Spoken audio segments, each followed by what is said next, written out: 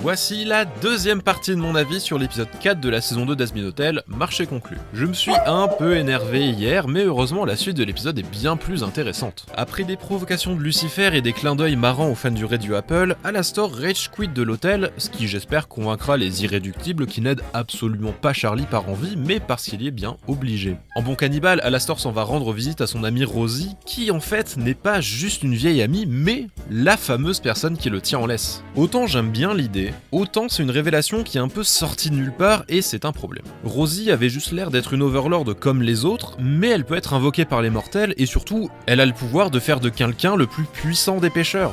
Donc, Rosie ne peut pas être une pêcheresse elle-même. Alors, il y a des théories qui disent que Rosie serait un alter ego de Lilith, je ferai une vidéo là-dessus si j'ai le temps. Mais en fait, mon problème ici, c'est comme pour l'histoire des 7 ans d'extermination. À partir de maintenant, n'importe quel personnage pourrait bien se retourner vers la caméra et nous dire « Au fait, je suis Jésus !» Et on serait bien obligé de l'accepter. On apprend au passage la backstory d'Alastor. Alors, les fans de plus ou moins longue date de la série la connaissaient, mais j'ai quand même bien aimé le flashback et particulièrement le fait qu'Alastor ait conclu son pacte avec Rosie alors qu'il était encore en vie. Mais alors par contre, on nous a mis un entonnoir dans la gorge pour nous le faire avaler de force ce flashback. Sérieusement, le coup du « Ah là là, je me souviens quand on s'est rencontrés. Oh, me le rappelle pas, je ne veux pas. Oh si, je vais te le rappeler quand même. » Au secours quoi, autant que Rosie regarde directement la caméra, ce serait plus subtil. En tout cas, on a la confirmation qu'Alastor a toujours été un mec assoiffé de sang et de pouvoir et que rien d'autre ne l'intéresse. Là où j'ai un gros problème, c'est la chanson en duo entre Alastor et Rosie. J'étais content en saison 1 de savoir que quelqu'un était au-dessus de lui, que ce serait pas un Garissou dans la série. Mais cette chanson, je pense que pisser sur Alastor ça aurait été moins insultant en fait. Genre là, il a perdu